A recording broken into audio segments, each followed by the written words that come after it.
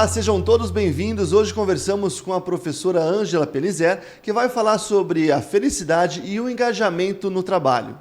Tudo bem, Ângela? Seja bem-vinda. Conte um pouquinho pra gente como que você começou a sua trajetória nesse caminho de trabalhar com a felicidade, o engajamento e o desenvolvimento de talentos. Oi, Rodrigo, uma felicidade estar aqui, um prazer estar aqui. Bom, eu sou professora universitária e dentro dessa área de como professora universitária encontrei em 2018 uma ciência que era muito nova, à época ainda é relativamente nova, que é a ciência da felicidade. Essa ciência nasceu nos Estados Unidos, na Universidade da Pensilvânia, e mais especificamente uma disciplina na Universidade de Harvard. E quando eu me dei conta de que felicidade poderia ser visto como ciência, eu fui em busca, né? E nessa busca eu realizei uma pós-graduação no Rio Grande do Sul e lá me encantei pela ideia de poder trabalhar com pessoas e me encantei com a ideia de pensar que você pode trabalhar e ser feliz ao mesmo tempo. E que como isso é importante. Você já pensou quanto tempo você fica trabalhando? Pois é. Né? Nós trabalhamos quantas horas por dia? Quantas horas por mês? Quantas horas por ano? Quantas horas pela vida toda? E por que nós precisamos falar que nós vamos ser só felizes nos 30 dias de férias, né? Então, o quanto isso impacta a vida pessoal das pessoas, né? A vida pessoal do trabalhador. Então, quando eu fui fazer essa pós-graduação, a ideia de trabalhar com um bem-estar e uma felicidade dentro do ambiente corporativo me chamou muito a atenção e foi a partir daí, de 2018 para cá, que eu comecei a investir nessa área e nesse investimento também nas empresas. Então, a partir daí eu comecei a atender como consultora em algumas empresas, com treinamento de liderança, e aí toda uma gama de atividades que levam, né, as empresas a melhorar o seu ambiente de trabalho, um ambiente mais positivo, um ambiente que gera mais inovação, e nós fomos percebendo como isso é uma área muito extensa, uma área que precisa de muita atenção. E por que você acredita que o engajamento dos colaboradores é um tema tão importante assim para o sucesso das empresas hoje em dia? Olha, quando nós pensamos na palavra engajamento, né, o que é um engajamento? O engajamento é uma disposição, né, melhorar o seu estado disposicional. Quanta disposição o trabalhador tem? Quanta disposição você tem para vir trabalhar? Quanta disposição eu tenho todos os dias para trabalhar? Um estado de atenção, o quanto eu consigo me manter atento no meu trabalho, e um estado de crescimento, quanto eu me vejo crescendo onde eu estou. Quando nós pensamos isso dentro de uma empresa, vamos pensar aqui quais são as vantagens para a empresa e para o colaborador. Para a empresa, você tem um grupo engajado, você abre espaço para inovação, você abre espaço para que eles tragam novas ideias, para que eles trabalhem sem ficar pensando todo dia, ai meu Deus, hoje é segunda, sabe o Garfield? Né? Ai, eu odeio segunda-feira porque eu tenho que trabalhar. Né? Ou a bela frase sextou, graças a Deus estou saindo desse ambiente. Eu já estive em ambientes que eu não estava engajada e a performance, a produtividade reduz e muito de um trabalhador que não trabalha engajado. Ele não está engajado naquilo que ele faz, ele não tem disposição, ele não tem atenção e ele não se vê crescendo na empresa. Então, o engajamento é importantíssimo. Para mim, é a espinha dorsal de qualquer equipe, de qualquer crescimento dentro da empresa, ou qualquer crescimento da empresa. E quais são os principais desafios para fazer com que esse colaborador esteja engajado? Puxa, aí são muitos. São muitos. Primeiro, nós vamos olhar aqui para os dois lados, né? Eu tenho o lado do colaborador. Quem é esse colaborador? Como ele veio? né? Tem uma frase que eu acho muito interessante, né? Nós falamos muito em vestir a camisa. Ah, eu visto a camisa da empresa, né? Então, o quanto eu estou disposta a vestir a camisa da empresa. Mas, por outro lado, quanto a empresa fornece essa camisa. Então, você percebe que há uma via de mão dupla aqui? Sim. Então, eu tenho um colaborador que está disposto a...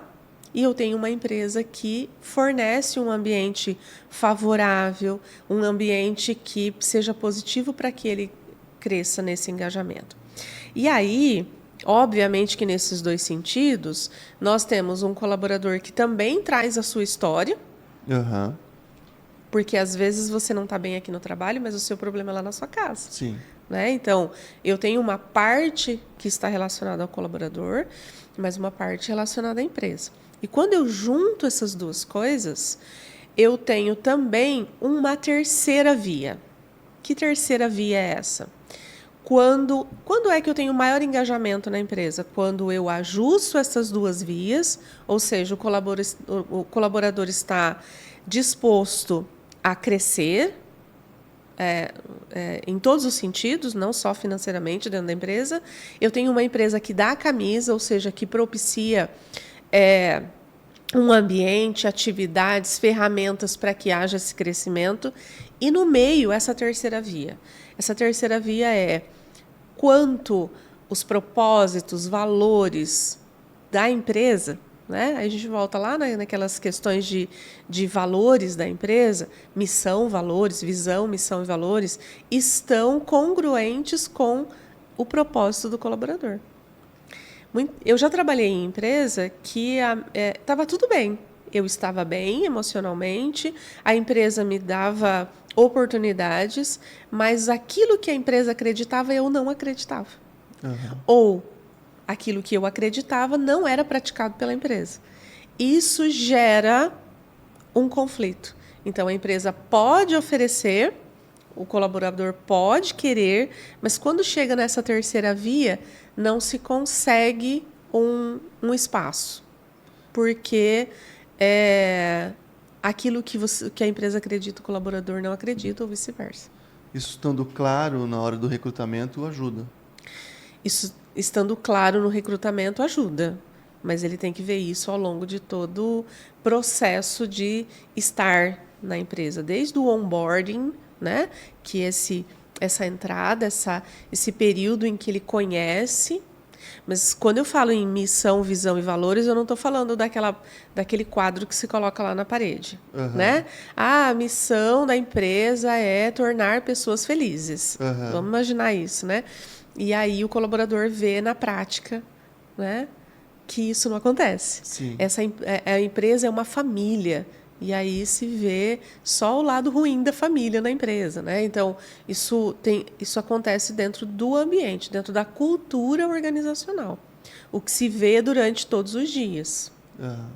Isso tem muito a ver com o perfil das pessoas que estão gerenciando a empresa, o perfil das pessoas que estão tocando a empresa, né? Muito a ver com o humor delas, com o estilo de tratar e lidar com as outras pessoas. Transfere isso também para o meio? Sim. Na verdade, tudo parte da liderança. Eu sempre digo que toda culpa é da liderança e todo mérito é da equipe. Então, a liderança é que dá o tom da cultura organizacional. Como é que há o respeito entre as pessoas, entre os níveis hierárquicos dentro da empresa, como que nós vemos, né, por exemplo, as pessoas se tratando, como se resolve conflitos dentro da empresa, quanto se dá de oportunidade de crescimento, e eu não estou falando só de crescimento financeiro, quanto se dá de oportunidade de novas ideias.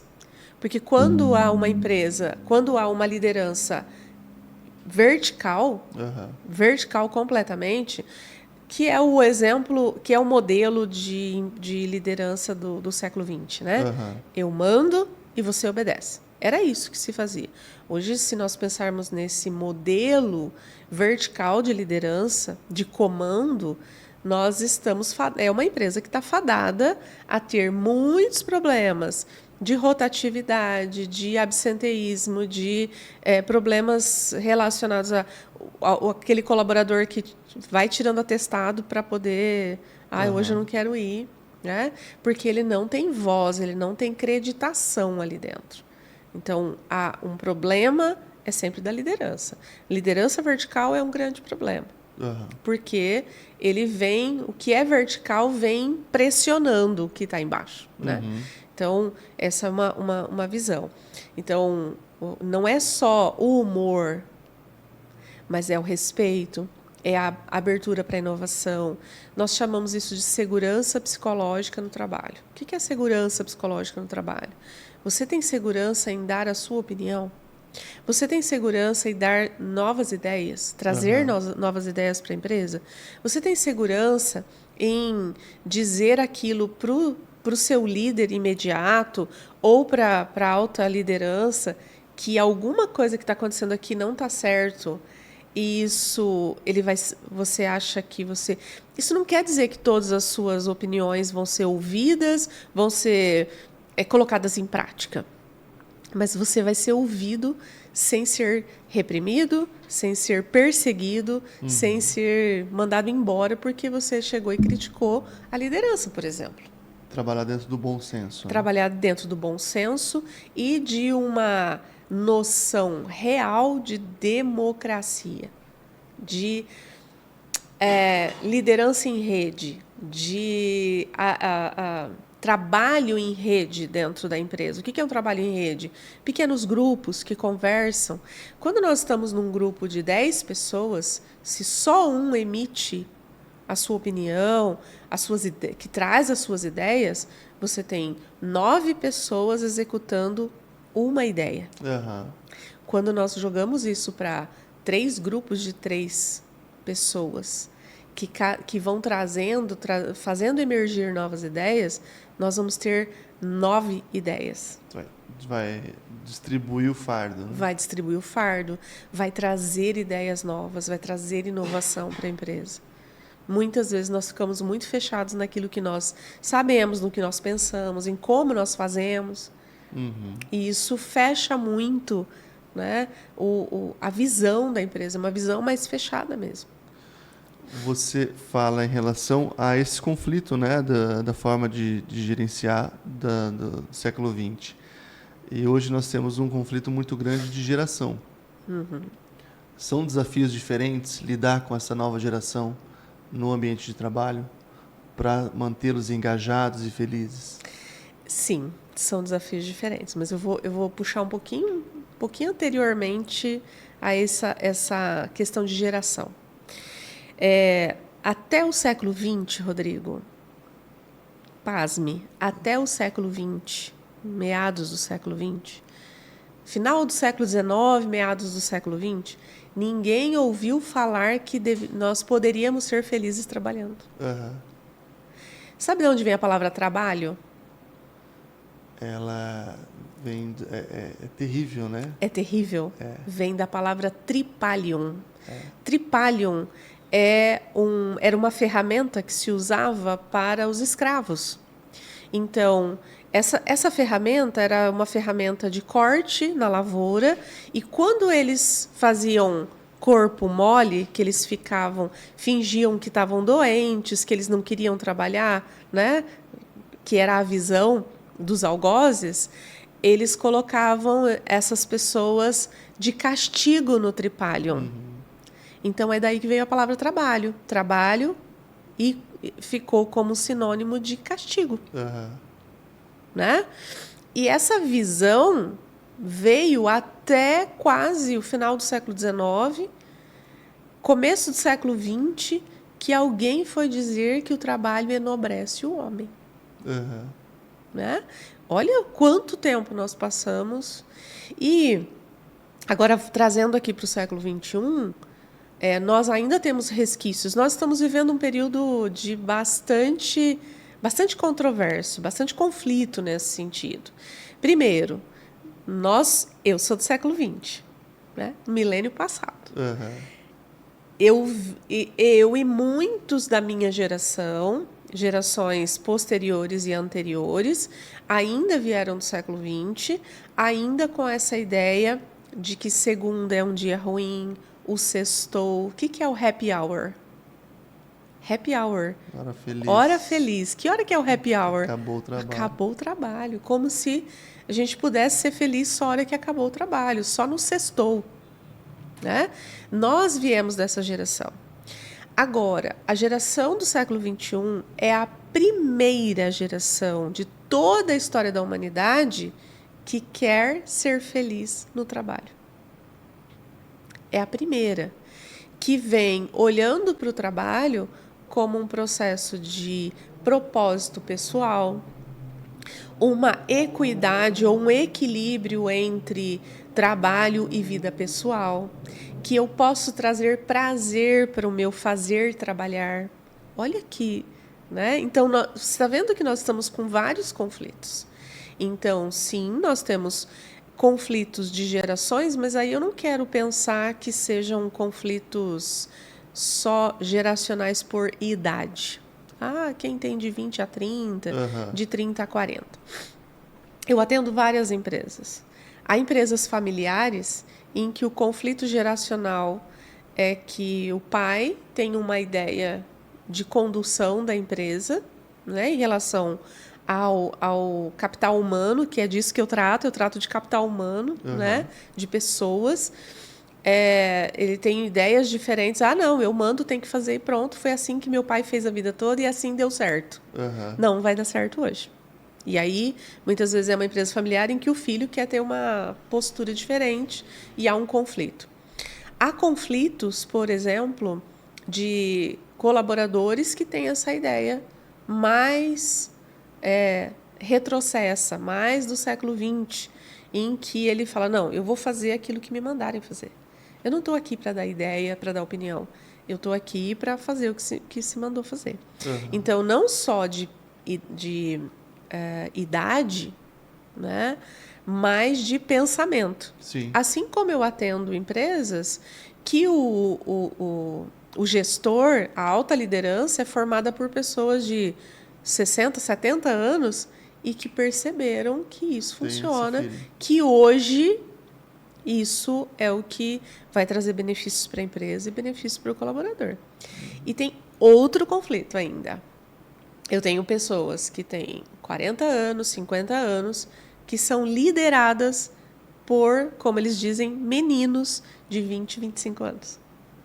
Então, o que nós tínhamos no século XX? Como que você chegava a ser um líder? Você tinha que entrar. Qual que era o grande orgulho de quem trabalhava à época? Eu entrei como office boy e eu saí como vice-presidente da empresa. Né? Mas ele entrou como office boy. Hoje tem outras, né? Os modelos são muito diversos, né? São muito diversos, são plurais, são voláteis, no sentido de que muitas empresas contratam um CEO. O cara entra já para liderar. Já entra pronto. Já entra pronto. Eu atendo empresas que o menino está lá há 3 anos e ele teve uma grande, né, há uma percepção de como ele é um bom líder e ele, com 2 anos de empresa, lidera o cara que está lá há 15. E aí o cara que está há 15 fala assim, como é que eu sou liderado por esse daí? Entende? Então, os conflitos aparecem de vários pontos nesse processo que nós estamos vivendo. E, Ângela, quais são as estratégias que você usa para construir esse ambiente favorável? Bom, obviamente que cada empresa tem suas necessidades, né? Então, quando eu faço um atendimento numa empresa, né, sou convidada para uma consultoria, a primeira coisa que nós fazemos é essa investigação. Quais são os problemas? São conflitos? São a comunicação? Quais são os problemas? Fazendo esse levantamento, essa investigação, que muitas vezes, quando nós temos um gestor de RH, ele consegue visualizar, né? Ter essa visão do RH sobre quais são os problemas relacionados ao desenvolvimento humano que estão mais presentes. A partir disso, nós temos uma esteira de possibilidades. Ou, nessa esteira de possibilidades, nós podemos aplicar um planejamento, um programa inteiro, partes de um programa, né? Nós começamos, claro que nós temos uma metodologia já afinada ao longo do tempo pelas aplicações, mas às vezes na sua empresa não tem determinados problemas, então nós vamos focar em outros. Mas basicamente, do que nós tratamos? Primeiro ponto que eu gosto muito de trabalhar é com autoconhecimento. Então, nós trabalhamos há empresas que eu atendo que são muito técnicas, né? Que trabalham com produção, com operacionalização, não só empresas mais intelectuais. Então, às vezes, nós olha, a sua função é essa, a pessoa entra e não se trabalha com essa visão individual do ser. Né? Quem é a pessoa? Quem é a Ângela? É essa pessoa que tecnicamente faz isso, mas como eu sou? Quem é o Rodrigo? Por que o Rodrigo tem conflito com a Ângela? Então, a aplicação de ferramentas de autoconhecimento são muito importantes nesse meio, né? Nesse início, muitas vezes. Né? O início de percepção, né? De conflitos, de comunicação, liderança, etc. Então, eu trabalho com ferramentas de autoconhecimento, especialmente eu trabalho com o DISC e o MFP, que é mapeamento de forças pessoais. Porque cada um tem um objetivo. Eu trabalho com desenvolvimento de liderança dentro dos aspectos socioemocionais, trabalho com a questão da comunicação, a questão do engajamento. A gente tem outros trabalhos, às vezes a empresa está precisando de feedback, né? Como é que a gente dá um feedback para aquilo que não está indo bem? Há empresas que o problema é o engajamento das equipes, há um conflito muito grande entre as equipes. Às vezes dentro da equipe e às vezes entre uma equipe e outra. Né? Por que está tendo esse conflito? Então, nós vamos para esses pontos que, se você olhar o conjunto, mina, né, a produtividade lá da empresa. Você imagina uma equipe que esteja na briga, que um quer mais ferrar o outro mesmo, que quer mais prejudicar o outro. Com certeza, essa equipe não vai ter a performance, vai ter a produtividade que se espera. Então, são esses pontos, e a partir desses pontos é que nós criamos um planejamento individualizado, personalizado para aquela empresa. Qual período? Nós levamos 6 meses, 1 ano. Tem uma empresa especificamente que eu atendo desde 2018. Cada vez que um novo problema aparece nessa área, eu vou e aplico um programa aí de 6 meses, 1 ano. Você citou as ferramentas DISC e MFP. Você consegue explicar brevemente cada uma delas? Sim. Existem muitas ferramentas de autoconhecimento, de autopercepção e de percepção e empatia. Mas eu gosto muito dessas duas. O DISC é uma ferramenta que foi criada em 1920 a 1940, né, brevemente aí o histórico dela, por um psicólogo norte-americano. E a ideia do DISC é entender quais são os seus modelos mentais. O DISC é aplicado especificamente para o meio corporativo. Nós não aplicamos geralmente o DISC para questões pessoais, né? Apesar de que já foi, agora, final do século XX, começo do século XXI, já foi ampliado. Mas ele foi criado para as empresas. Então, o DISC é uma ferramenta aplicada especificamente para as empresas e ela é um acróstico, né? DISC são 4 palavras em língua inglesa, que foram traduzidas aqui no Brasil, né, indicando 4 modelos mentais.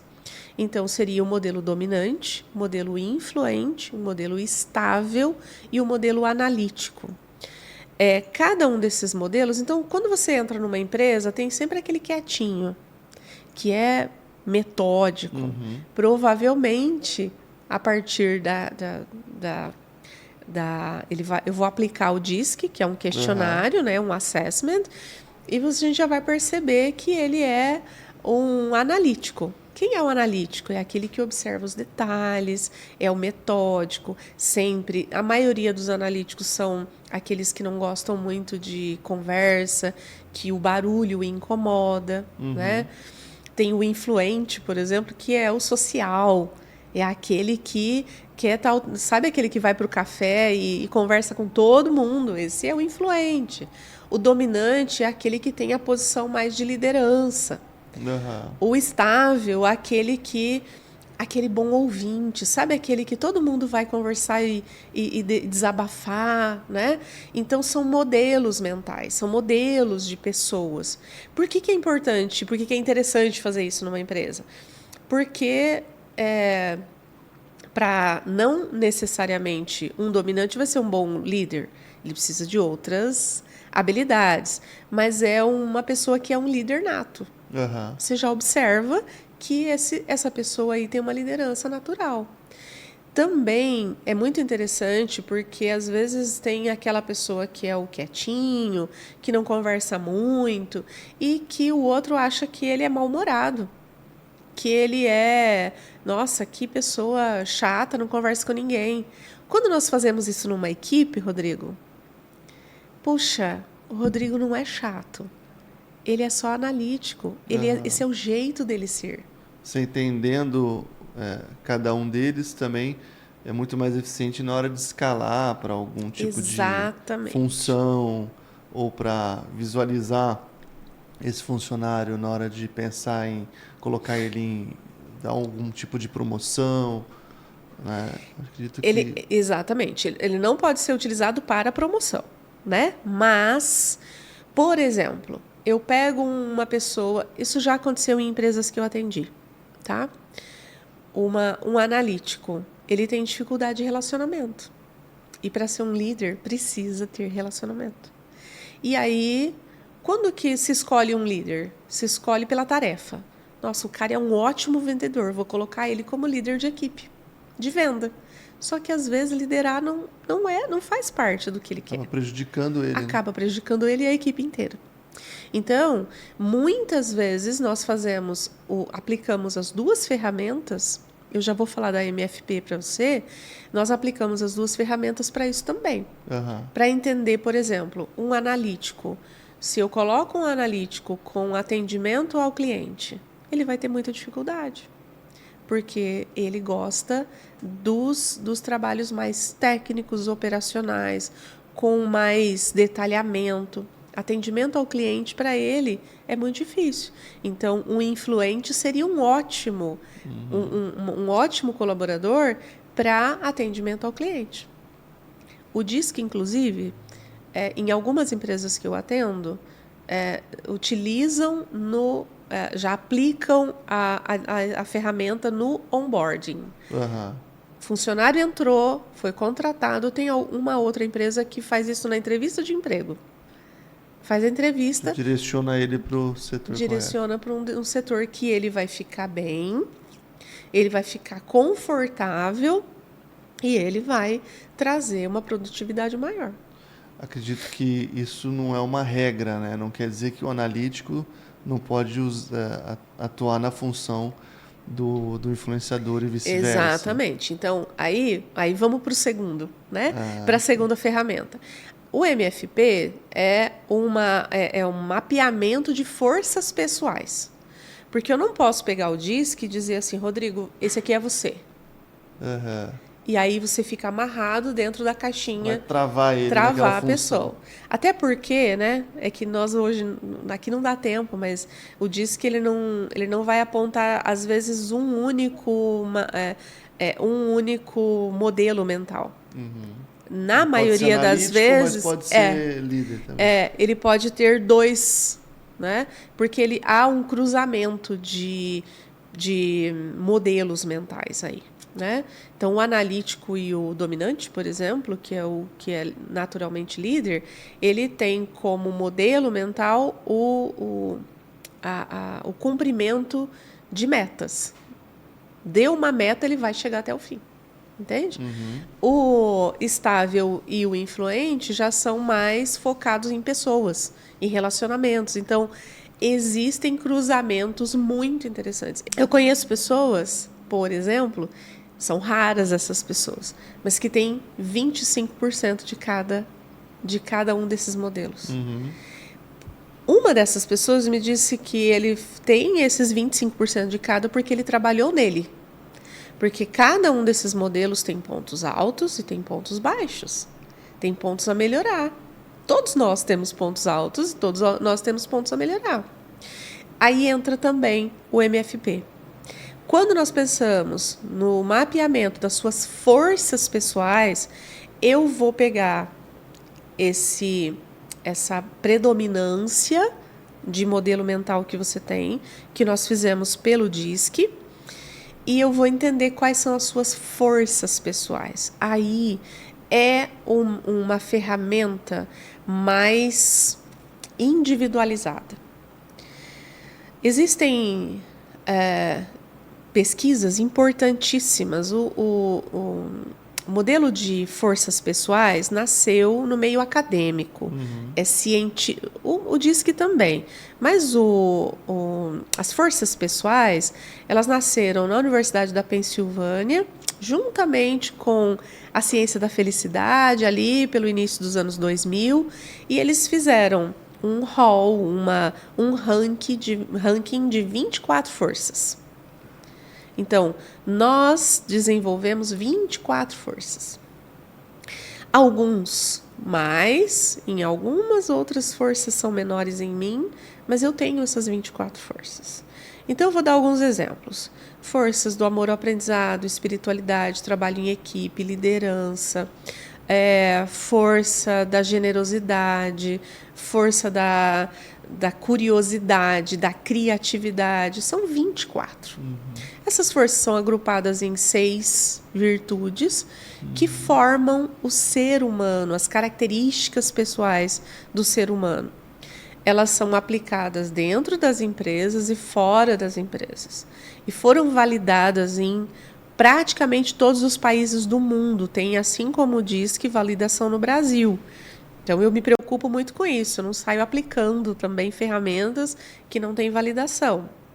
E aí, com essa segunda ferramenta, esse segundo questionário, eu consigo visualizar se esse cara que é analítico e dominante, quais são as forças pessoais?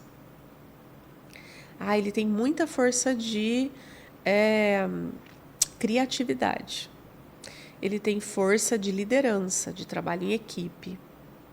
Quais são as forças mais comuns para cada um? Isso nós conseguimos cruzar também. Mas é interessante você pensar não só que ele está dentro de 1 ou 2, 3 ou até 4 dos modelos mentais, mas individualmente como essas forças podem nos direcionar para um trabalho que ele vai se engajar. Porque eu vou te falar uma coisa, se você me colocar para vender, você está perdido. Porque eu não sei vender. Eu sei dar aula, eu sei conversar com pessoas, mas eu não sei vender. Então, quando você acessa, né, os resultados do DISC, que são os modelos mentais, você já vai entender por que eu não sei vender. Mas a profundidade vem no MFP. A pessoa pode estar no modelo mental, mas ela tendo a consciência de onde ela se encontra, buscar estar em outro, melhorar em outra habilidade. Pode. É possível? Pode, é possível. Obviamente que nosso interesse não é que uma pessoa lute contra si própria para tomar outro modelo mental para si. É assim que eu sou, é a minha predominância. O que nós orientamos É para você não olhar aquilo que você não é. Então, o meu modelo mental, Ângela, tenho predominância em 2 modelos mentais, que é o estável e o dominante. São 2 modelos mentais. Eu não vou ficar lutando para desenvolver habilidades do analítico e do influente, porque não vou ser eu. Entende? Entendi. Então, quando nós fazemos isso, algo que nós fazemos nos treinamentos você tem esses modelos têm prós e contras, têm pontos fortes e pontos a melhorar. O que nós temos que fazer? Olhar para ele e dizer como é que eu vou manter os meus pontos fortes e buscar melhorar aquilo que eu ainda preciso melhorar. Dentro do MFP, eu vou olhar as forças, porque eu falei que é um ranking, né? 24. Falei, olha, a pessoa tem trabalho em equipe, liderança, criatividade, generosidade e perspectiva. São 5 forças que estão entre as 5 maiores. Nós chamamos de força de assinatura. O que são forças de assinatura? São aquelas que estão mais presentes em você. Sua impressão digital. Uma força de assinatura minha é o amor ao aprendizado. Então, você vai sempre me ver lendo, sempre vai me ver estudando, porque está presente em mim. É minha impressão digital. Só que é um ranking. Isso quer dizer que eu tenho as 5 menores. Da 20ª até a 24ª são aquelas que são as menores. As minhas menores. Trabalho em equipe, humor, autocontrole. Quer dizer que eu não tenho autocontrole? Tenho, mas eu tenho que me esforçar mais. Dentro de um ranking. Dentro de um ranking. Eu não sei trabalhar em equipe? Sei. Mas eu sofro. Porque eu tenho que esperar o outro, porque... Entende? E dentro da empresa não tem essas pessoas que acontece exatamente isso. Aí eu pego e faço o quê? Eu coloco a pessoa que tem problema, que a força da liderança é a 20ª. Aí eu coloco o cara para liderar uma equipe. Ele vai sofrer, a equipe vai sofrer e a empresa vai sofrer. E é complexo identificar tudo isso na equipe? Ou é feito? Qual que é o processo para você identificar isso? Existe um assessment, né? Um questionário de 120 perguntas. Esse é o primeiro ponto. Então, nós fazemos esse assessment, aplicamos, assim como diz que é um questionário subjetivo, é como você se vê, né? Esse é o primeiro passo, nas 2 ferramentas.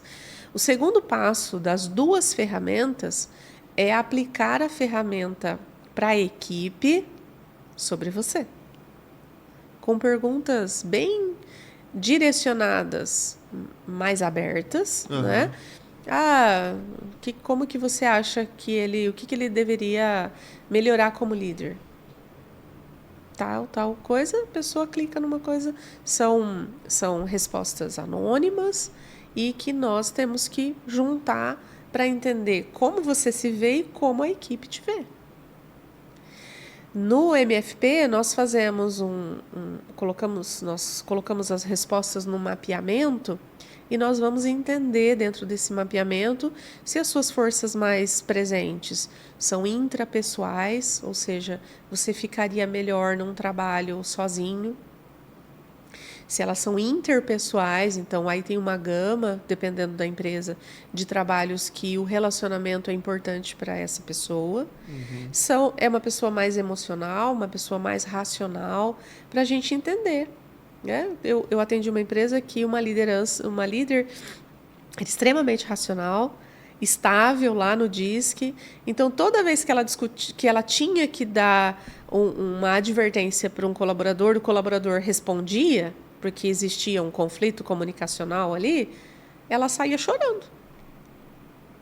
Então, onde é que nós temos que trabalhar isso? Né? Eu acho que entra no próximo ponto que a gente tem previsto, que é o que significa ter uma comunicação assertiva em um ambiente corporativo. Exatamente. Então, quando nós... Olha só, voltando no método, né? Em como eu faço o programa de atendimento nas empresas. Primeiro, vamos entender quem são as pessoas que trabalham nessa empresa. São mais E é muito interessante isso na prática, né?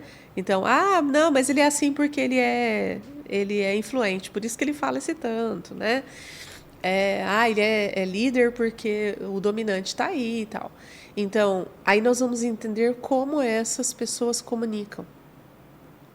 Eu preciso entender, porque às vezes você tem um tom de voz mais alto e isso é uma comunicação normal para você. E você não entende que para mim não é. Eu sou uma pessoa estável.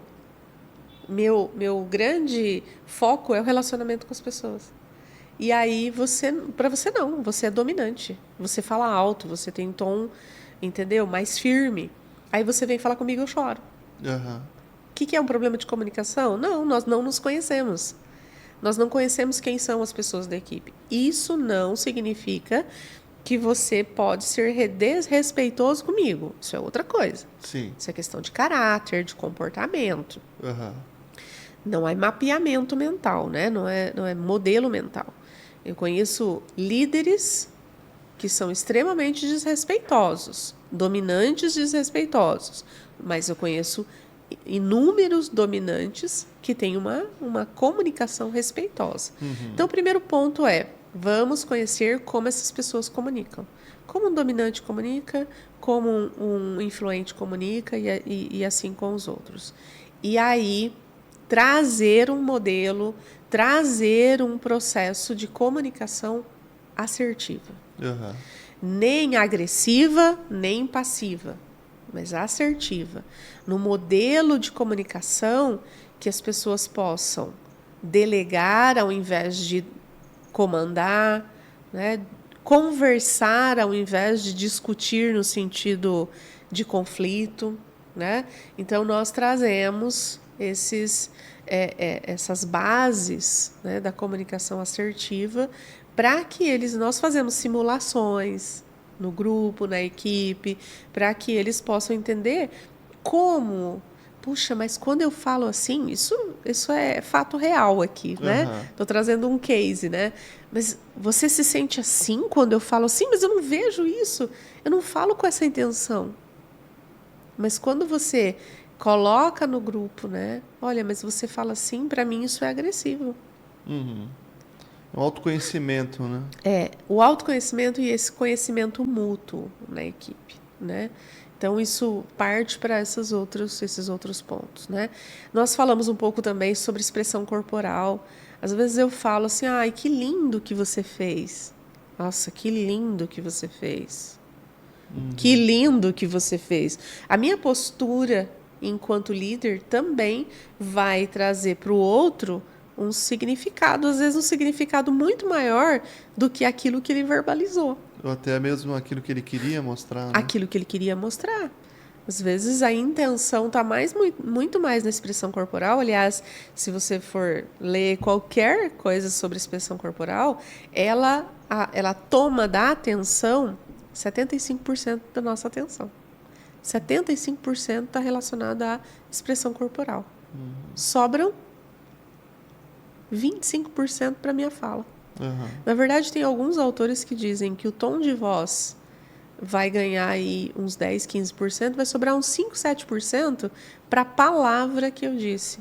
Então, olha como é importante. Nossa, mas eu não falei nada para a pessoa, só falei que ela tinha que fazer isso e isso e ela saiu chorando. Uhum. Mas a maneira como você se expressou, a maneira com o tom de voz, né? Tem o tom do deboche, tem o tom de... Enfim, todos os tons, sim, né? Então, isso tudo nós trabalhamos dentro do processo, dentro do modelo de mentoria que nós damos para as empresas. Isso tudo acaba refletindo também, acredito que não só na vida profissional dessas pessoas, mas na vida pessoal também, né? Porque, de certa forma, leva para casa esse conhecimento, sim, né? Sim. Aliás, quando eu tenho os encontros com as equipes, né? Então, tem empresas que nós fazemos encontros semanais, encontros quinzenais, enfim. Quando nós retornamos, eles pedem, inclusive, acesso a materiais. Eu tô voltando ali, né, no autoconhecimento. Eu acho que meu marido é assim. Você não tem como. Eu queria aplicar isso para ele, para ver, para a gente se afinar, né, para entrar numa harmonia e tal. E a mesma coisa em relação à comunicação. Inclusive, nas simulações, eu busco simulações até da vida pessoal. Né? Ah, se o seu cunhado falou tal coisa para você, como é que você responde para ele para não gerar o conflito? Quem já teve um conflito em família, tá no almoço da família, alguém fala uma coisa e já vira uma guerra. A né? esposa chega e te pergunta, fala, nossa, o que você fez com meu marido? Obrigado.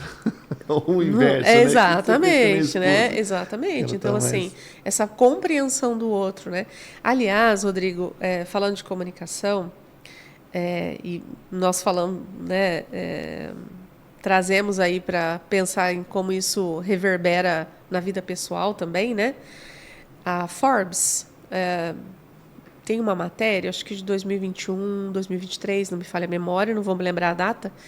A Forbes é uma empresa de alto renome, né? Então nós confiamos muito no que eles trazem dentro da área, principalmente da área empresarial.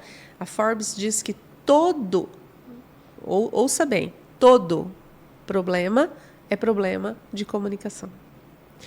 Todo problema gerado numa empresa é problema de comunicação. Olha só. Então, aí você fica, não, mas eu estou com problema nisso, essa equipe que não se afina, isso, não conseguem vender. Todo problema tem a raiz na comunicação.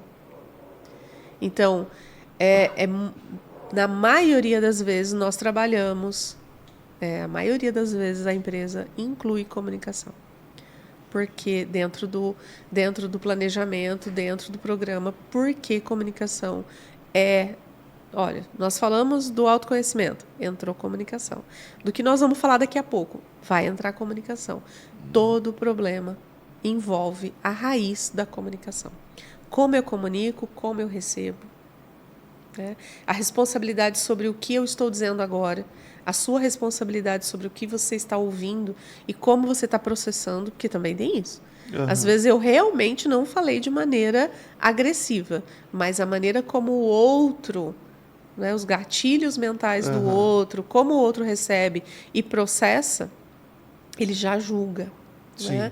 Então, dentro do programa de comunicação, a primeira máxima, né, o primeiro pilar da comunicação assertiva é observar sem julgar. Deixa a pessoa falar primeiro. Acolhe o que a pessoa está dizendo, sem julgar.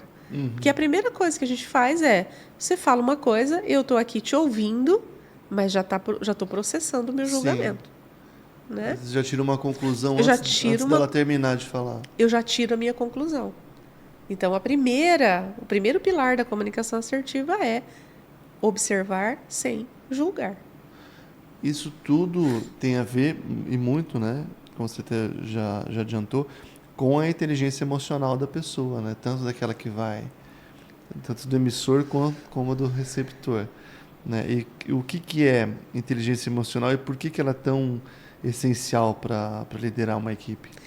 Bom, a inteligência emocional é essencial para todas as pessoas. Eu falo que as pessoas deveriam ter um curso de inteligência emocional no berço, antes de sair para a sociedade. Né? Inteligência emocional, né, ela foi também criada ali na década de 90, né, pelo professor Daniel Goleman, nos Estados Unidos. Basicamente, inteligência emocional é o processo que você tem no seu cérebro, né, alguns mais desenvolvidos, outros menos, né, desenvolveram isso mais, outros menos. É o processo em que você tem de racionalizar as suas emoções. Nosso cérebro, nós temos basicamente 3 partes. Uma dessas partes, que é o sistema límbico, é responsável pelas nossas emoções. O neocórtex é responsável pela nossa razão. E eles estão o tempo todo em sinapses, em conversas, em reações. Informações vão de um para o outro. A pessoa imatura emocionalmente reage imediatamente, partindo das suas emoções. Não é que ser emocional é ruim, tá? Eu não posso agir conforme as minhas emoções. Então, eu preciso, dentro do cérebro, né? As emoções, você me fala uma coisa, eu me sinto ofendida. Quem se sente ofendido? A emoção. Aham. É uma parte do cérebro, tá ali no sistema límbico, que diz assim: olha, o quanto ele está te ofendendo. Então, já vem toda a reação no meu corpo sobre a partir dessa emoção. Só que dentro das sinapses, ela vai mandar a mensagem para o córtex, e o córtex vai devolver e dizer: calma, você é isso? Você é isso? Não, não sou. Uma pessoa me chama de mentirosa, fico extremamente irritada com isso. E aí o córtex diz, né, para a emoção: você é mentirosa? Não, então deixa a pessoa para lá. Aham. Entende? Então, racionalizar, responder a partir da razão. O professor Daniel Goleman diz que uma pessoa madura, né, o que indica maturidade emocional é a distância entre a reação e a ação efetiva. Aham. Ter raiva de alguém é ruim? Não, é natural. Bater na pessoa por causa da sua raiva é imaturidade emocional. Vamos pensar no processo de maturação, né? Como a inteligência emocional depende de uma maturidade da pessoa. Quando uma criança, bebezinho, está com fome, o que ele faz para dizer que ele está com fome? Chora. Chora até não aguentar mais, se a mãe ou o pai não vão lá e alimentam essa criança. Se você estiver com fome agora, pode ser que você esteja. Você vai começar a chorar e fazer espernear e fazer birra aqui na minha frente? Não. Entendi. Porque você já desenvolveu. Onde é que se desenvolve a maturidade emocional? No córtex, que é essa parte racional. Uma criança não tem o córtex totalmente formado. Ele vai se formar entre 18 e 25 anos. Então, é ali que está todo o processo racional que consegue fazer você mapear toda aquela situação, todas as informações, e aí sim tomar uma decisão. E aí você me fez uma pergunta: o que isso influencia na liderança, nas equipes? Peter Drucker é um autor da área de administração. Ele diz o seguinte: você é contratado pelos seus conhecimentos técnicos. Fiquei sabendo de um cara que faz muito bem isso e recebe o currículo, né? Lá no currículo tem todas as nossas informações técnicas, né? Sou formado nisso, fiz curso tal, estágio não sei onde. Mas você é demitido pela falta de habilidades emocionais. Sim. Contratado pelas habilidades técnicas e demitido pela falta de habilidades emocionais. É um ótimo profissional, mas destemperado. Exatamente. É como o exemplo que você deu da fome, né? Muitas vezes a gente está com fome e por estar com fome muitas pessoas ficam irritadas e mal-humoradas e sem inteligência emocional acaba descarregando isso no próximo. Descarregando. Tem gente que por qualquer coisa que você diga que a pessoa não concorde, ela quebra coisas. Né? Ela sai gritando, aquilo que não é aquilo que eu concordo, né? Um imaturo emocional é aquele que olha só para si. Ele julga todas as ações do outro em função de si. Então, tudo que você está falando para mim é porque você não gosta de mim. É porque você está pegando no meu pé. É porque você está com perseguição. Ou está fazendo isso para me prejudicar. Como se eu fosse o centro do universo, né? O umbigo do universo. Né?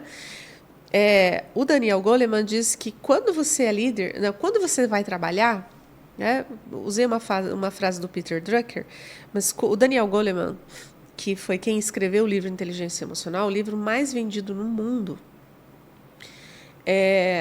traduzido em mais de 40 línguas, e, enfim, né, se tornou um best-seller aí no início dos anos 2000. Ele diz que uma pessoa, apesar de nós investirmos tanto em conhecimento técnico, quando você vai trabalhar, você usa 33% de conhecimento técnico e 66% de inteligência emocional para se manter no emprego. Para se manter no emprego, não. Para você desenvolver as atividades do dia a dia. Um líder usa 15% de conhecimento técnico e 85% de inteligência emocional. Hoje nós usamos muito um termo chamado soft skills. Né? Soft skills, que são habilidades socioemocionais. Soft skills nada mais são do que a teoria, os conceitos de inteligência emocional que o Daniel Goleman traz lá na década de 90. Né? As habilidades de adaptação, de autorregulação, autogerenciamento. Aliás, se você olhar dentro da inteligência emocional, quais são os pilares da inteligência emocional, primeiro deles nós trabalhamos no nosso método, nos nossos programas de atendimento às empresas, que é autoconhecimento. Daniel Goleman diz que nenhuma inteligência emocional vai acontecer se você não se conhecer, se você tem autoconsciência. Quais são as suas emoções mais presentes? Você passa a maior parte do tempo nervoso, com raiva, alegre, triste. Isso tudo nós fazemos também, né? Nós fazemos nas equipes o mapeamento das emoções. Eles vão, né, trazendo a consciência. O que me faz... eu estou a maior parte do tempo nervoso. E aí nós vamos para o segundo passo. O que é que te traz esse nervosismo? Quais são os gatilhos? Quais são os gatilhos? O que acontece? O que acontece na empresa? O que acontece na família? Porque às vezes, como você falou, às vezes ele está dizendo que ele está muito nervoso e, na verdade, ele está nervoso por um problema que ele trouxe de casa. Então, não posso responsabilizar a empresa pelo bem-estar desse colaborador, concorda? Né? Então, mas ele precisa entender como isso acontece dentro dele. Quando eu consigo visualizar dentro de mim o que... Né? Existe uma ferramenta que nós usamos que se chama Roda das Emoções e que você vai marcando, primeiro, qual a intensidade dessas emoções no dia a dia, quanto tempo você fica com essa emoção, ao longo da última semana, do último mês, do último semestre, em qual dessas emoções você ficou mais. Isso é todo o processo de autoconsciência, de autoconhecimento. Conseguir mapear isso. Conseguir mapear. A partir disso, nós vamos para o segundo pilar da inteligência emocional, a autorregulação. Mas eu não consigo regular aquilo que eu não conheço. Então, quanto eu fico nervoso? Estou ficando nervoso. Esse nervosismo em relação a essa atitude do seu colega de trabalho, ele faz sentido? Né? Vamos trazer isso para a consciência. O quanto você consegue regular isso? Regular não é dominar, né? Não é engolir sapo. Não é engolir sapo. É regular as minhas emoções. Não quer dizer que você não vai ficar nervoso. O que vai acontecer é quanto você regula isso diante do seu colega. Para diminuir o conflito ali, né? Autorregulação, então. Autoconhecimento ou consciência, autorregulação. Aí eu estou pronto para ter relações pessoais com outras, com pessoas, com colegas de trabalho, com, né, relacionamentos pessoais, porque não dá para pensar em inteligência emocional só na empresa. Novamente, isso vai reverberar lá para casa, para minha vida pessoal. Então, como eu vou me relacionar com as pessoas, como eu vou me relacionar com as pessoas da minha casa, os meus colegas de trabalho, né? Então, entra aí sim entra o relacionamento. Dentro desse relacionamento, tem um outro pilar importante também sobre automotivação. Aqui é fundamental dentro da empresa. Eu não estou motivado nessa empresa. Não estou motivado. Se eu te disser que nada externo tem capacidade de te motivar. Motivação é interna. Eu nunca vou estar motivado se eu não me abrir para isso. O que a empresa pode trazer para o colaborador pode trazer ambiente, pode trazer possibilidades, estímulos, para que ele desenvolva a sua motivação. Mas a motivação está aqui, Tá aqui, não tá fora. Eu posso tentar, eu sou professora, Rodrigo. Eu posso tentar plantar bananeira na frente dos alunos. Se ele não tiver automotivação, nada daquilo vai dar certo. Nada daquilo vai funcionar.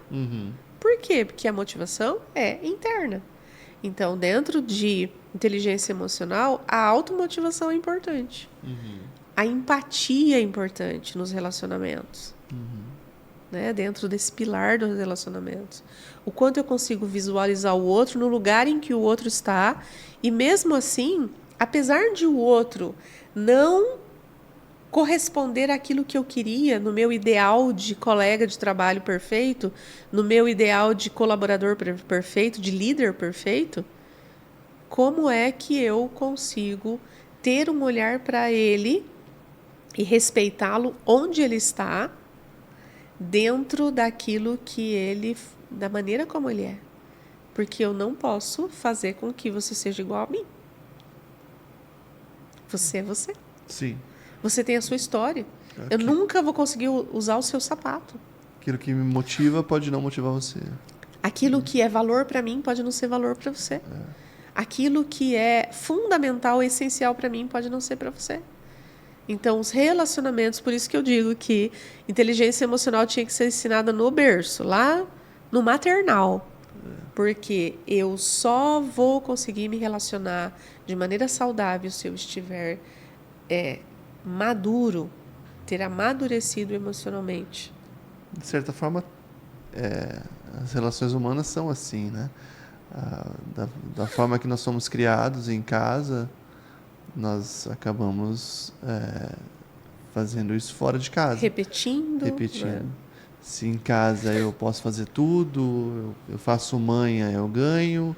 A hora que eu me torno um adulto, a gente tende a pensar que a vida é assim. Que a birra e a manha vão funcionar. Exatamente. E aí acaba não tendo inteligência emocional para conseguir ter uma vida profissional, para se relacionar com outras pessoas, assim por diante. Exatamente. A história da pessoa é muito importante. Tem um autor, ele é filósofo francês, chama Frédéric Lenoir. Ele diz que nós somos formados por camadas, né? A primeira camada são os valores e as crenças que eu recebo dentro da minha casa. Então, se eu faço manha, birra dentro da minha casa e consigo o que eu quero, eu tenho a crença de que eu posso fazer isso em qualquer lugar. Né? Muitas pessoas... A segunda camada, eu vou falar só de 3 básicas, né? Primeira são as crenças, né? Qual é a minha identidade? Eu me identifico com as crenças, os valores que eu recebi na minha família. Primeira infância, segunda infância, como nós víamos o dinheiro, é a maneira como eu vejo o dinheiro, como nós vimos o relacionamento familiar, é a maneira como provavelmente eu cresça com esses valores. Na minha família, todo mundo sempre almoçou em volta da mesa, eu vou levar isso para a minha nova família. Não, nós almoçamos no sofá, cada um onde quiser, eu vou levar isso. Né? A segunda camada são os meus pensamentos e os meus sentimentos. Isso me diferencia das outras pessoas da minha família, que receberam os mesmos valores, as mesmas crenças. Né? Eu tenho 3 irmãos. Nós recebemos os mesmos valores, as mesmas crenças, o mesmo tratamento. Mas eu sou diferente dos meus 3 irmãos. Porque eu tenho os meus pensamentos e os meus sentimentos que me individualiza dentro dessa família. E por último, né, não são só essas 3 camadas, mas vamos ficar só nessas 3, eu tenho o meu eu ideal. Quem é a pessoa que eu quero me tornar? Estou todos os dias trabalhando para ser uma pessoa melhor. Quero hoje ser uma pessoa melhor do que eu fui ontem. Ajustando os erros, investindo naquilo que eu sei que foi acerto. Né?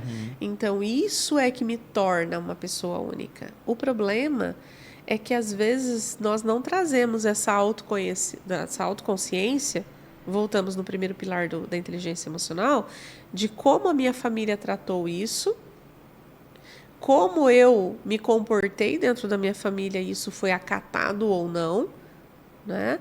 E como isso pode ser bom positivo ou negativo quando eu vou ter relacionamento fora. Numa empresa, na universidade, né? Nós temos várias situações na universidade, sou professora universitária, que o aluno reprova por... Né? Não é o professor que reprova o aluno, é o aluno que reprova, e ele tem estados de surto porque ele não cumpriu o que ele tinha que cumprir durante o ano e reprovou. Por quê? Ele não consegue lidar com a frustração. Ele não consegue lidar com a frustração. E as empresas estão lotadas de pessoas que não sabem lidar com a frustração. Então, aí, por isso que nós incluímos inteligência emocional dentro do programa. Isso aí é um tema que dá... É um assunto que dá um podcast só sobre isso. Só sobre isso. E quando você fala em relação à experiência do colaborador, tem a ver com isso? O que é a experiência do colaborador? Como que ela impacta na retenção desse talento na empresa? Legal. Na década de 90, novamente, né, parece que tudo nasceu ali na década de 90, né? Na década de 90 surgiu uma teoria muito interessante, eu gosto muito, sobre a experiência do cliente. Não sei se você já ouviu falar, né? Fala-se muito na economia da experiência. Então, ele diz que um cliente, ele é seu cliente, ele permanece seu cliente, não pelo seu preço, não pelo produto que você oferece, mas pela experiência que ele tem com o seu produto, com o seu serviço. Qual é a experiência que você oferece? Um grande exemplo de prática dessa teoria é a própria empresa da Disney, né? Que se fala que ela traz experiência para o cliente. Então, a grande teoria da economia da experiência, né, foi criada, desenvolvida ali no fim da década de 90 e, nossa, foi um boom, né, Estados Unidos, outros países, tem uma tradução aqui no Brasil, o livro não tem mais à venda, mas foi uma grande, né, se fala muito em experiência até hoje. Tenho colegas que trabalham nessa área e acho que é uma área fantástica. O que é a experiência do colaborador? É a ideia de que para que os clientes tenham uma boa experiência, uma experiência memorável, o colaborador precisa, no background, ter uma experiência memorável. Quem é que está em contato com o cliente? É o colaborador. Geralmente não é o gestor da empresa, é o colaborador. E se eu tenho uma péssima experiência enquanto ambiente organizacional, respeito, tudo mais, até muita coisa que nós já falamos até agora, né? Conflitos, comunicação, a própria questão financeira, que experiência eu levo para o cliente? Que experiência eu levo para o cliente?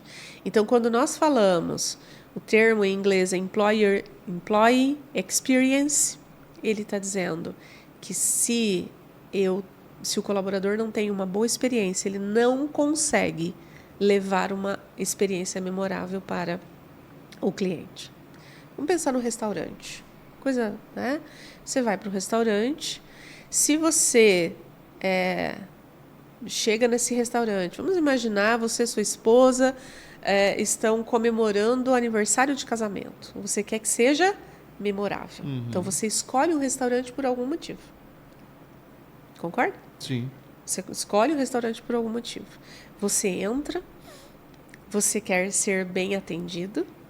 Não é só o sabor da comida que vai fazer a diferença. Muitas vezes a comida propriamente dita não é o principal que você vai buscar, né? É secundário. Hoje se fala muito em experiência gastronômica. Né? Nossa, foi uma experiência gastronômica. A experiência envolve o ambiente, a música, o atendimento do garçom, às vezes o chefe que vem à sua mesa. Né?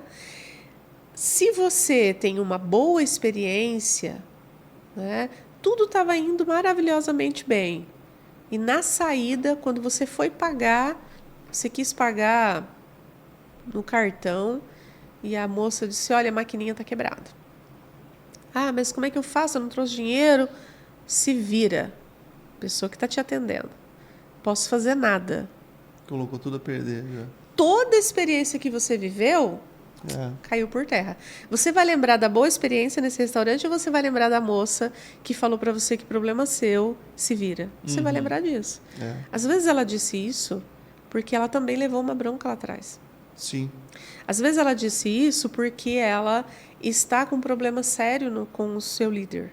Às vezes ela disse isso num impulso, não teve inteligência emocional tratada, não teve todo esse processo que nós falamos até aqui, e ela descontou isso em você.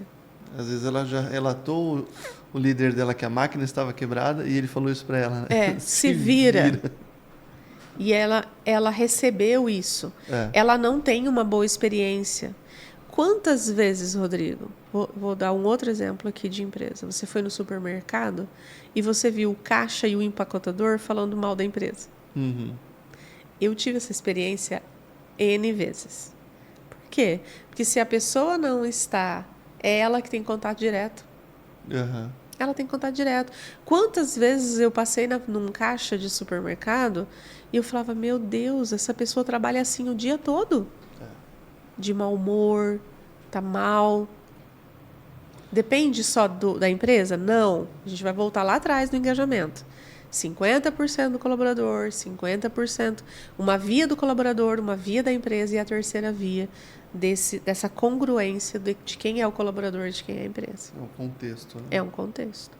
Então, mas a empresa não pode achar, como achava-se no século XX, de que você é pago para fazer isso. Você tem que fazer isso. Eu mando. Lembra de uma frase? Manda quem obedece, manda quem pode e obedece quem tem juízo? Entende?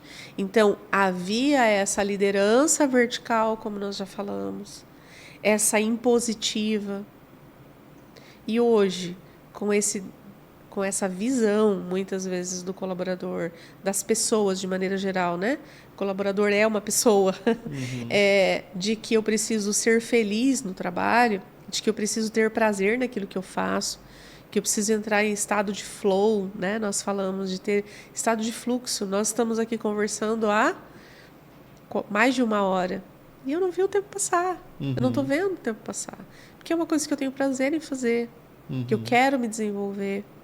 Então, a experiência do colaborador é essa visão da empresa em proporcionar um ambiente agradável, um ambiente democrático, inclusivo.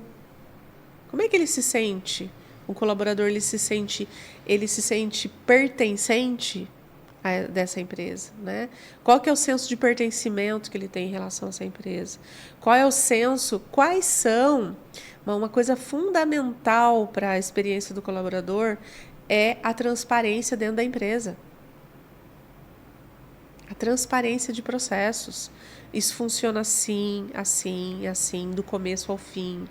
A transparência por exemplo, de plano de cargos e carreiras. A pessoa já sabe o que tem que fazer, sabe até onde ela pode chegar, sabe o que ela pode esperar. O que ela pode esperar. A experiência de ter reconhecimento. São vários pilares da experiência, né? O clima, a própria missão e valores da empresa, o propósito da empresa, a transparência da empresa, né? Eu estou aqui há 3 anos, o fulano chegou a 1, ele já foi promovido e eu não. Ninguém me fala por quê. Um processo fantástico para isso é o feedback contínuo, né? Uma política de feedback contínuo. São vários pilares que podem trazer essa experiência ao colaborador, que ele diga, eu vou vestir essa camisa que a empresa forneceu, eu vou vestir. Sabe como é que eu sei que uma empresa trabalha com essa experiência positiva, essa experiência memorável para o colaborador, que traz o engajamento? Quando eu ouço fora da empresa ele falando bem da empresa. Ele tem que ter o desejo de ficar, ele tem que ter o desejo de falar bem. Então, quando você ouve uma pessoa tá lá no shopping conversando com a outra e eu ouço ela falando da empresa que ela trabalha, esse colaborador não está vivendo uma boa experiência. A culpa pode ser dele? Ele pode ser só um reclamão? Pode. Mas lembra? 50% aqui, 50% aqui. E essa terceira via aqui.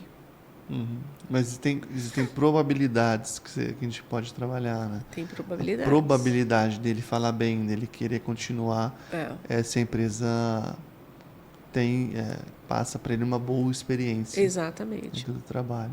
E como que faz para monitorar essa experiência do colaborador? Nossa, isso me veio essa ideia aqui e você me fez a pergunta. A gente precisa desenvolver isso desde da entrada até a saída desse colaborador.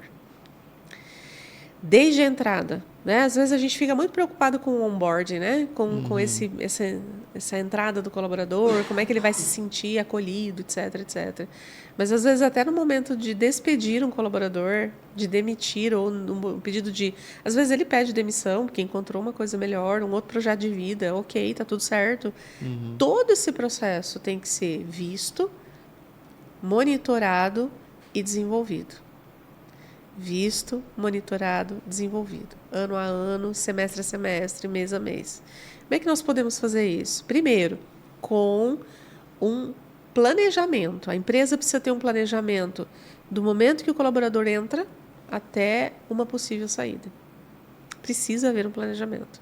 Dentro desse planejamento, nós precisamos ter ações que direcionem para a fala do colaborador. Para isso, precisa criar um clima organizacional, uma cultura organizacional de segurança psicológica no trabalho. Ele pode falar o que ele pensa ali dentro e ele não vai ser, voltamos lá, né? Não vai ser reprimido, não vai ser... Então, ele precisa entender, ele precisa visualizar isso, ele precisa chegar e ver a cultura. Como é que eu vejo a cultura? No dia a dia. A cultura aqui é que ninguém pode abrir a boca, viu? A cultura aqui é que... Então, são esses pontos que vão criando nele uma boa ou má experiência. Né? Então, desde o início, eu sempre oriento as empresas a criarem um manual do colaborador. Alguém que receba esse colaborador e diga, olha, esse aqui é o Rodrigo, ele faz tal coisa, aquele lá é o João, ele faz tal coisa, aquela lá é a Maria, ela faz tal coisa. Se você precisar de tal coisa, essa pessoa aqui vai te ajudar. Precisa criar essa interação dentro da equipe. Isso é o desenvolver. Né? Estamos fazendo isso todos os dias, o tempo todo. O tempo todo. Mas como é que eu monitoro? Frequentes pesquisas de clima, frequentes, e aí eu volto no feedback contínuo. Feedback não é só o líder dizendo, você acertou isso, isso e isso, errou isso, isso e isso. Mas o que você está achando? Como é que você está se sentindo aqui? Se ele tem segurança psicológica ali dentro, se ele tem abertura, ele vai falar. Sem medo de ser repreendido, de receber uma advertência, uma demissão ou qualquer coisa assim. Então, é preciso ter transparência para ver, monitorar e desenvolver o tempo todo. Aí é possível.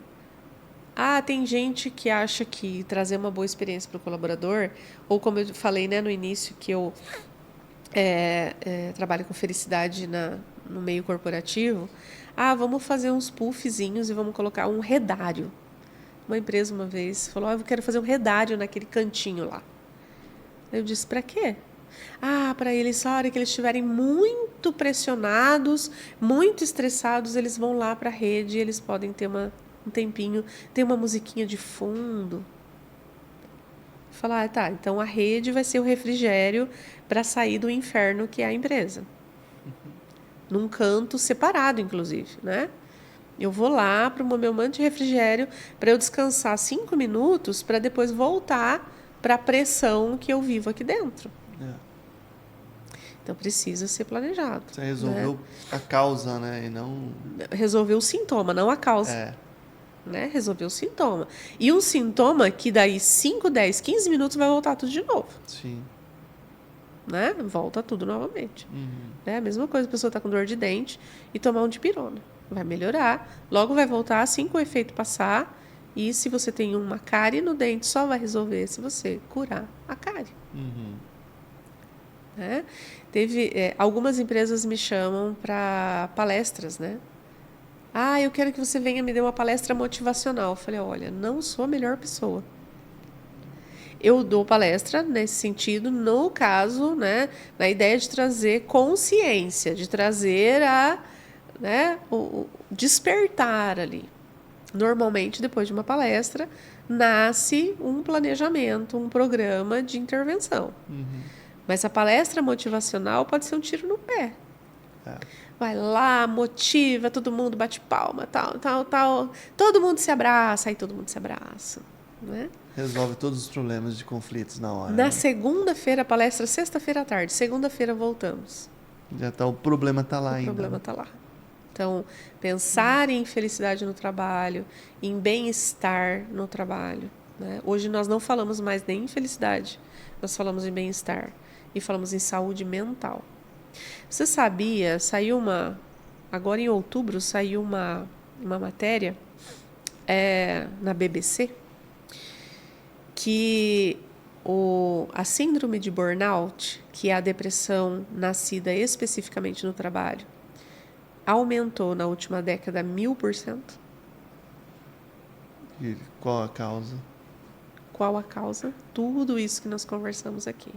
Porque o burnout foi estabelecido pela OMS em 2021 como uma doença específica, é uma doença mental do trabalho, é uma doença trabalhista.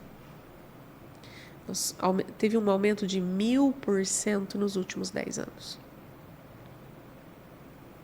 Então, as pessoas estão trabalhando cada vez mais, e eu não estou aqui falando que tem que trabalhar menos, mas, especialmente, as pessoas estão olhando para a produtividade, para a performance, para aquilo que eu tenho que entregar, e não se olha para a pessoa. E é justamente isso, né? Há muitas empresas importantes. Por exemplo, essa semana nós estávamos falando num grupo sobre a Heineken, né?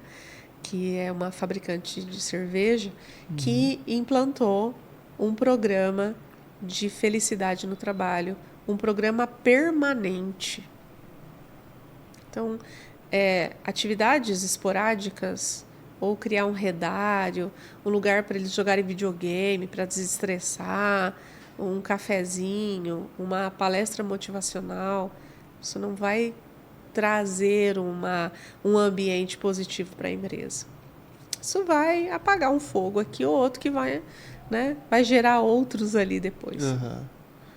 Às vezes até aí que acaba gerando burnout, porque Exatamente. ele vai acumulando. Vai acumulando, né? E o problema continua lá.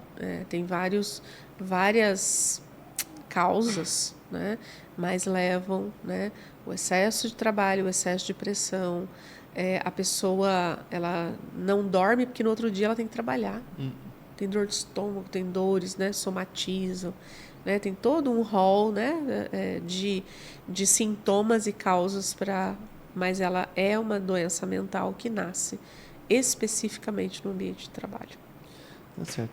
Ângela, e para finalizar, qual mensagem que você gostaria de deixar para os líderes e gestores que querem criar uma equipe com inteligência emocional, uma equipe mais engajada, mais feliz? Primeiro, vale a pena. Primeiro, é o investimento, né? Esses dias eu gravei um vídeo falando sobre isso. Às vezes uma equipe me pergunta, né, um empresário me pergunta quanto custa investir em saúde mental, em bem-estar do colaborador. A minha resposta é, melhor você me perguntar quanto custa não investir.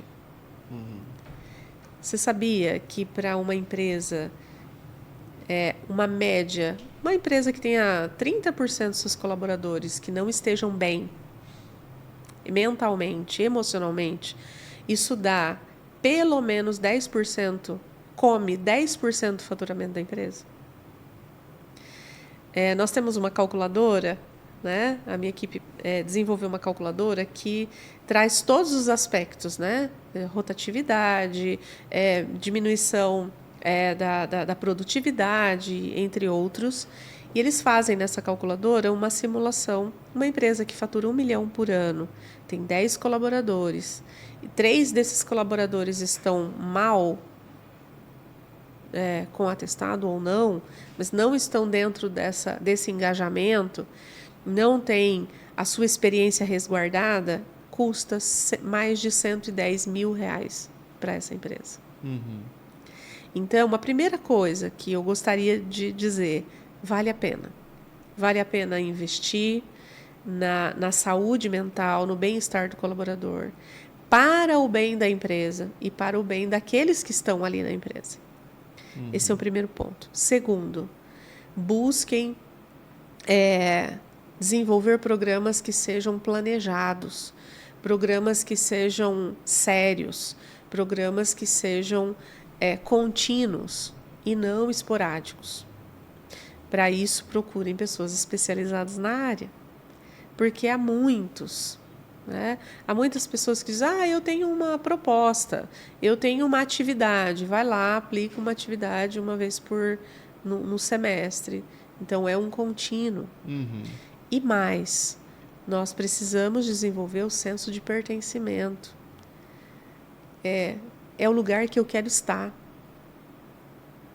É como eu quero ser tratado.